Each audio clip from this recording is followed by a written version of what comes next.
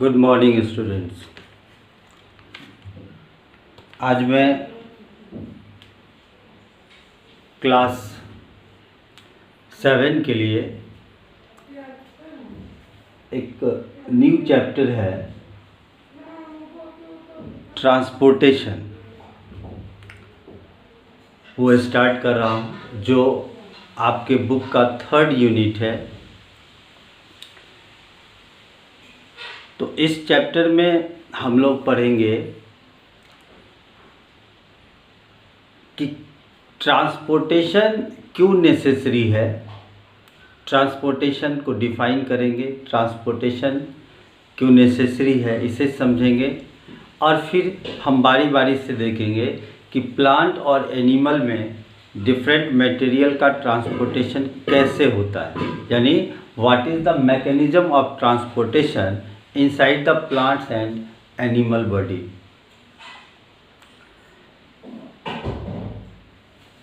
तो सबसे पहले आप समझ लें कि आपने अभी तक जो पढ़ा है उसमें हमने nutrition in plant and nutrition in animal की बात किया। उसमें आपने ये देखा कि किस तरीके से प्लांट्स या एनिमल्स फूड का यूटिलाइज इनसाइड द बॉडी करते हैं। आप जानते होंगे कि मोड ऑफ न्यूट्रिशन के हिसाब से हम प्लांट्स को ऑटोट्रॉपिक कहते हैं, जबकि एनिमल को हेटेरोट्रॉपिक मोड ऑफ न्यूट्रिशन का कहा जाता है।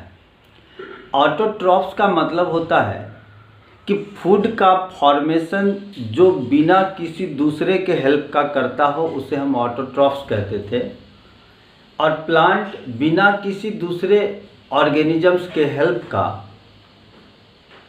वो सन के सोलर एनर्जी को केमिकल एनर्जी में कन्वर्ट कर लेता है और उसी केमिकल एनर्जी को एज ए न्यूट्रिएंट यूज करता है। That's why they are called autotrophs. जबकि एनिमल में ये है कि ये रेडीमेड फूड का यूटिलाइजेशन करता है, यानी कि एनिमल दूसरे पर डिपेंडेंट है फॉर देयर न्यूट्रिएंट्स, और उस न्यूट्रिएंट्स को इनटेक करने के बाद डिफरेंट प्रोसेस में उसकी ब्रेकडाउनिंग होती है, और then after they get energy from that nutrients. तो ऐसे मोड ऑफ न्यूट्रिशन वाले को हेटेरोट्रॉप्स कहते हैं। तो ये तो ऑटोट्रॉप्स और हेटेरोट्रॉप्स की बात हुई। तो इनसाइड द बॉडी जब उस फूड की ब्रेकडाउनिंग होती है तो उस ब्रेकडाउनिंग से डिफरेंट तरह के प्रोडक्ट्स का फॉर्मेशन होते हैं, जिसमें बहुत सारे ऐसे प्रोडक्ट्स हैं जो आपके बॉडी के लिए टॉक्सिक है, यानी वेस्ट है, जिस वेस्ट को आपके बॉडी से बाहर रिलीज करना है। या फिर ऐसे कुछ यूजफुल प्रोडक्ट्स होते हैं, उस यूजफुल प्रोडक्ट्स को एक ऑर्गन सिस्टम से दूसरे ऑर्गन सिस्टम तक भेजना होता है। आप जानते होंगे कि मल्टी सेलुलर ऑर्गेनाइजेशन में डिफरेंट सिस्टम को परफॉर्म करने के लिए अलग अलग सिस्टम है। तो न्यूट्रिशन से रिलेटेड एक सिस्टम आपके बॉडी का है जिसे आप डाइजेस्टिव सिस्टम कहते हैं, एलिमेंट्री कैनाल कहते हैं, क्योंकि इसी एलिमेंट्री कैनाल में फूड की ब्रेकडाउनिंग होके इसे सिंपलर फॉर्म में कन्वर्ट किया जाता है, और जब ये सिंपल फॉर्म में कन्वर्ट हो जाता है देन आफ्टर इसकी एब्जॉर्प्शन होती है, और एब्जॉर्प्शन होने के बाद वो सेल तक पहुंचता है, क्योंकि एनर्जी की रिक्वायरमेंट तो हर एक सेल को होगी। इसीलिए जिससे एनर्जी मिलेगा तो एनर्जी गिविंग फूड का भी ट्रांसपोर्टेशन हर एक सेल तक होना चाहिए। फिर inside the cell different waste का फॉर्मेशन होता है, तो उस वेस्ट का भी बॉडी से बाहर निकलना नेसेसरी है, और इसके लिए उस ऑब्जेक्ट को, उस सब्सटेंस को, उस एक्सक्रीटरी मटेरियल्स को आपके बॉडी के एक्सक्रीटरी ऑर्गन यानी किडनी तक पहुंचना होगा, जिसके थ्रू फिर उसका एक्सक्रीशन संभव है। तो इस तरीके से आपके बॉडी में एक सिस्टम की ज़रूरत होगी जो डिफरेंट मटेरियल्स को रिक्वायर्ड ऑर्गेन तक पहुंचाने का काम करे और फिर वहां से जो भी वेस्ट मटेरियल है उसको कैरी करके फिर से किडनी तक पहुंचाए, ताकि किडनी उसे फिल्ट्रेट करके आपके बॉडी से बाहर निकाल दे। तो इस तरीके से inside the body different materials का एक जगह से दूसरे जगह ट्रांसपोर्टेशन करना जरूरी है। ठीक उसी तरीके से आप प्लांट के लिए समझें कि प्लांट जानते हैं आपकी फोटोसिंथेसिस के थ्रू वो फूड का फॉर्मेशन करता है, लेकिन फोटोसिंथेसिस में आपने देखा कि 4 रिक्वायर्ड कंपोनेंट्स हैं, नेसेसरी कंडीशंस हैं उसके लिए, जिसमें sunlight, carbon dioxide, water and chlorophyll है। तो क्लोरोफिल तो प्लांट के लिप्स में है जहाँ पर फोटोसिंथेसिस होती है, लेकिन ये 3 कंपोनेंट अगर आप देखें, कार्बोहाइड्रेट की बात, कार्बन डाइऑक्साइड की बात करते हैं, सनलाइट की बात करते हैं, वाटर की बात करते हैं। अब ये तीनों कंपोनेंट प्लांट कहाँ से लेता है? तो आप गौर करके देखें तो वाटर प्लांट सॉइल से लेता है। इसका मतलब है कि सॉइल से उस जगह तक, यानी किचन ऑफ द प्लांट जो आप लीव्स को कहते हैं, तो लीव्स तक उस वाटर का ट्रांसपोर्टेशन सॉइल से होना पड़ेगा।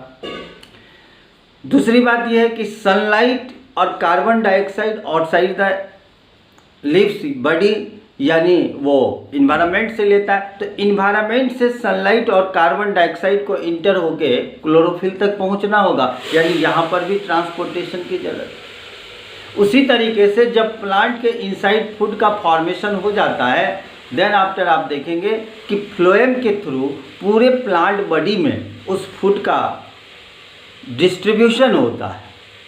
तो ये दोनों सिस्टम आप देख रहे हैं जिसमें एक जगह से दूसरे जगह मटेरियल को ट्रांसपोर्ट करने की ज़रूरत है। So that's why transportation is necessary in living organisms. तो ट्रांसपोर्टेशन का इम्पोर्टेंस आप समझ गए कि क्यों किसी बॉडी में, चाहे वो प्लांट्स हो या एनिमल हो, उसमें ट्रांसपोर्टेशन की ज़रूरत क्यों होगी या क्यों होती है। इस चीज़ को अब हम क्लियरली समझ गए। तो अब हम सबसे पहले ट्रांसपोर्टेशन को डिफाइन कर लें। तो डिफिनीशन है, it is that process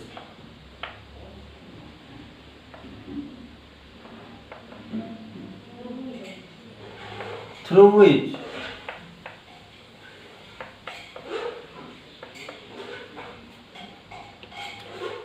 different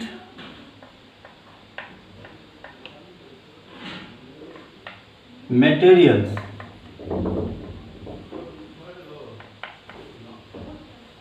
अब आप जानते हैं कि ये मटेरियल्स यूजफुल भी हो सकते हैं और वेस्ट भी है। तो आप डिफरेंट मटेरियल्स मीन्स यूजफुल और वेस्ट, ये दोनों तरह के मटेरियल्स आएंगे।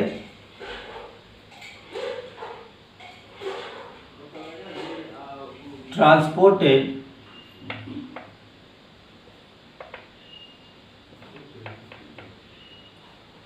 One organ to other organ, एक ऑर्गन से दूसरे ऑर्गन तक इस डिफरेंट मटेरियल का जो ट्रांसपोर्टेशन होता है, यही प्रोसेस कहलाएगा ट्रांसपोर्टेशन। यहाँ पर एक क्वेश्चन है, इसका आंसर मैंने अभी बोला है, उसको लिख सकते हैं। क्वेश्चन में लिख लिया आप, why transportation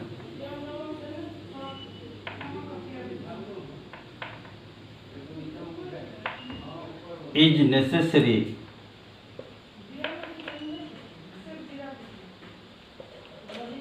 in living organisms. इसका आप आंसर लिख लेंगे। लिविंग ऑर्गेनिज्म में इसका ट्रांसपोर्टेशन यानी ये सिस्टम क्यों जरूरी है। जैसा कि मैंने आपको प्लांट और एनिमल दोनों के लिए एक्सप्लेन कर दिया है और उसी के अकॉर्डिंगली आप इसका आंसर लिखेंगे। अब आगे चलते हैं हम लोग। तो ट्रांसपोर्टेशन में आप जैसा कि जानते होंगे कि हमारा बॉडी का सिस्टम, यूनिसेलुलर ऑर्गेनिज्म का सिस्टम या फिर प्लांट का बॉडी ऑर्गेनाइजेशन, ये तीनों सेल से मिलके बना हुआ, यहाँ तक कॉमन है। लेकिन चूँकि बॉडी ऑर्गेनाइजेशन में अलग अलग तरह से अरेंजमेंट है सिस्टम का, यानी सेल का, जिसके कारण डिफरेंट सिस्टम का बना है। और अलग अलग सिस्टम होने के कारण जाहिर सी बात है कि उसका एक्टिव यानी उसके परफॉर्मेंस का जो तरीका होगा वो डिफरेंट ऑर्गेनिजम्स में अलग अलग हो जाएगा।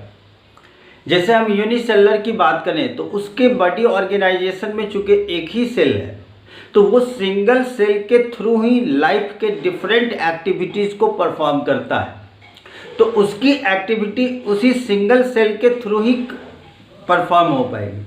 लेकिन हमारे बॉडी में जो मल्टी सेलुलर ऑर्गेनाइजेशन है, तो इस मल्टी सेलुलर ऑर्गेनाइजेशन में पर्टिकुलर सिस्टम को परफॉर्म करने के लिए पर्टिकुलर ऑर्गेन है। तो हमारे बॉडी में किसी पर्टिकुलर लाइफ एक्टिविटीज़ को पर्टिकुलर ऑर्गेन सिस्टम के थ्रू परफॉर्म किया जाता है। सो दैट्स वाई यहाँ पर मोड ऑफ फंक्शनिंग जो है सभी ऑर्गेनिजम्स में डिफरेंट हो जाएगा। तो जैसे ही मोड ऑफ फंक्शनिंग डिफरेंट हो जाएगा तो on the basis of function ये ट्रांसपोर्टेशन जो है वो भी चेंज होगा। तो इसी के आधार पर हम ट्रांसपोर्टेशन को डिवाइड कर सकते हैं। कैसे, वो आप यहाँ पर देखिए। Transportation on the basis of function, transportation को हम कैसे क्लासिफाई करेंगे ये आपको देखना है। ट्रांसपोर्टेशन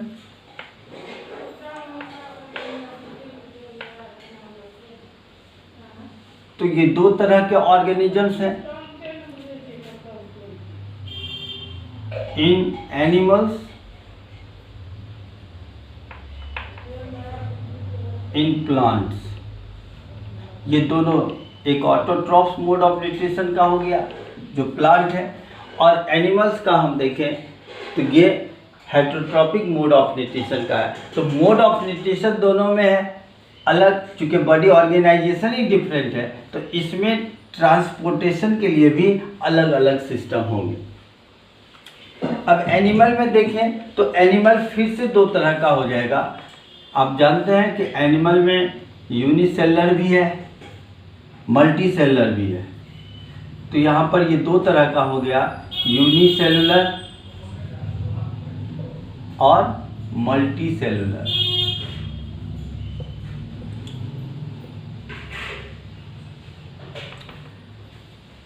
यूनिसेलुलर में जो ट्रांसपोर्टेशन होता है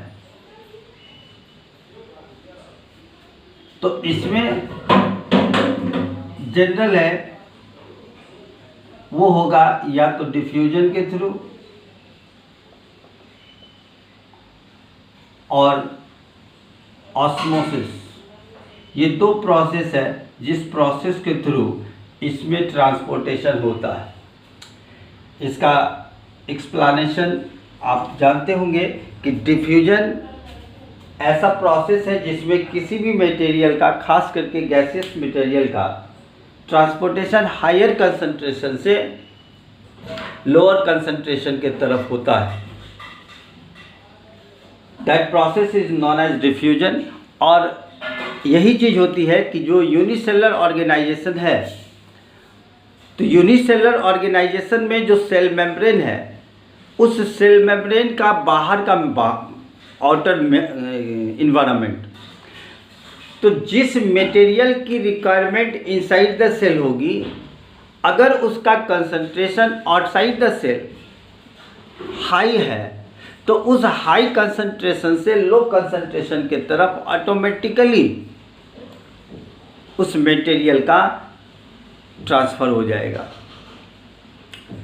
और अगर सेल के अंदर किसी मटेरियल का सिंथेसिस या वेस्ट का ही डिपोजिशन ज़्यादा हो गया, जिसका कंसंट्रेशन आउटसाइड द सेल कम है, तो फिर सेल के अंदर से वो वेस्ट रिलीज होके आउटसाइड आ जाएगा।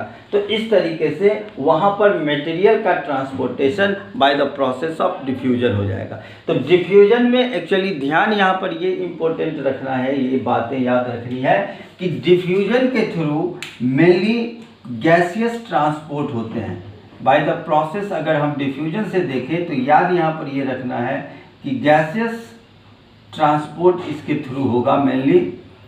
तो इसमें अगर किसी भी सेल के आउटसाइड ऑक्सीजन का कंसंट्रेशन हाई है और इनसाइड ऑक्सीजन का कंसंट्रेशन लो है, तो जाहिर सी बात है कि आउटसाइड द बॉडी से ऑक्सीजन इन कर जाएगा इनसाइड द सेल बॉडी। और अगर सेल के अंदर CO2 का कंसंट्रेशन अधिक है तो वो CO2 सेल के अंदर से बाहर चला जाएगा। तो इस तरीके से गैसियस एक्सचेंज के लिए मेनली डिफ्यूजन है, जिसमें यूनिसेलुलर ऑर्गेनिजम्स आते हैं। दूसरा प्रोसेस है ऑस्मोसिस। तो ऑस्मोसिस में मेनली लिक्विड का ट्रांसपोर्ट होता है। ऑस्मोसिस के थ्रू लिक्विड का ट्रांसपोर्ट होता है और इस लिक्विड का ट्रांसपोर्ट होगा ऑस्मोसिस, और ये भी यूनिसेलुलर ऑर्गेनिज्म में बहुत काम करता है। तो इस तरीके से एनिमल में आपने देख लिया कि यूनिसेलुलर है तो उसमें डिफ्यूजन और ऑस्मोसिस होगा, इसके थ्रू उसमें ट्रांसपोर्टेशन हो जाती है। अब मल्टीसेलुलर में देखें तो मल्टीसेलुलर में भी दो तरह के सिस्टम हैं जिसके थ्रू ट्रांसपोर्टेशन होती है। तो कुछ ऐसे मल्टीसेलुलर ऑर्गेनिजम्स हैं जिसमें ओपन सर्कुलेटरी सिस्टम होता है। ओपन सर्कुलेटरी सिस्टम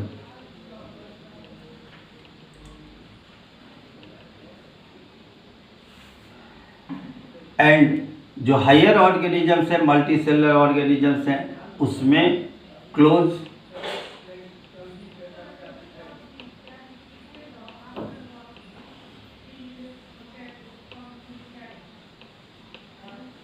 सिस्टम होता है। तो इस तरीके से हम लोग जैसे हैं उसमें क्लोज सर्कुलेटरी सिस्टम है ह्यूमन के केस में, और उसी तरीके से जैसे इंसेक्ट्स हैं तो इंसेक्ट्स में ओपन सर्कुलेटरी सिस्टम है। यानी इसका जो एग्जाम्पल आप लिखेंगे वो है मेनली का इंसेक्ट्स, जिसमें ओपन सर्कुलेटरी सिस्टम होता है। और इसका एग्जाम्पल आप लिख लें ह्यूमन, जिससे हम लोग हैं, इसमें क्लोज सर्कुलेटरी सिस्टम है। जब हम इसका एक्सप्लेनेशन करेंगे तब आप open circulatory and close circulatory system सभी को डिफाइन कर लेंगे। एंड प्लांट की अगर हम बात करें तो प्लांट का जो ट्रांसपोर्टिंग सिस्टम है, इस ट्रांसपोर्टिंग सिस्टम को हम वैस्कुलर सिस्टम कहते हैं। वैस्कुलर सिस्टम, और ये वैस्कुलर सिस्टम में मेनली दो कंपोनेंट्स आते हैं, जाइलम एंड फ्लोएम। तो इस तरीके से प्लांट का जो सिस्टम है transporting system, that is called vascular system.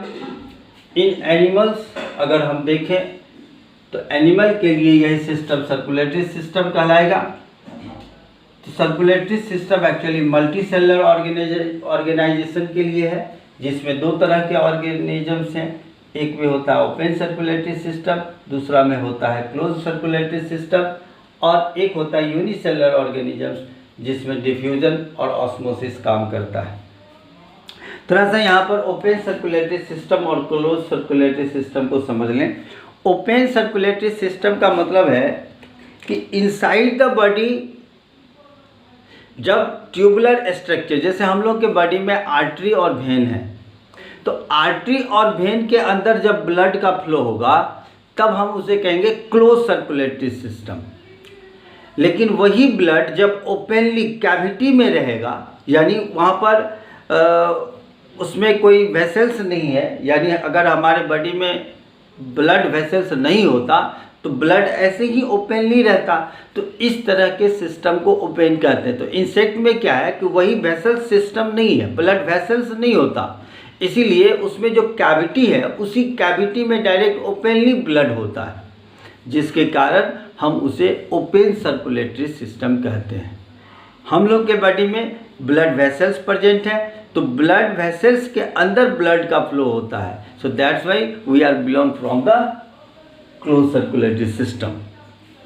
तो इस तरीके से ट्रांसपोर्टेशन क्या है ये चीज समझ गए, ट्रांसपोर्टेशन का इम्पोर्टेंस क्या है ये समझ गए, एंड आपने एक क्वेश्चन का आंसर भी किया होगा या करेंगे आप, why transportation is necessary in living organisms, इसका आप एक्सप्लेनेशन देंगे।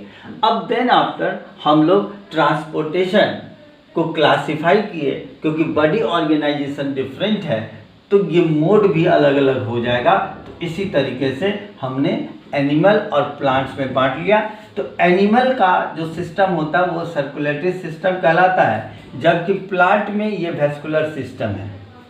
अब एनिमल में देखें तो दो तरह के एनिमल्स हैं, यूनिसेलर, मल्टीसेलर।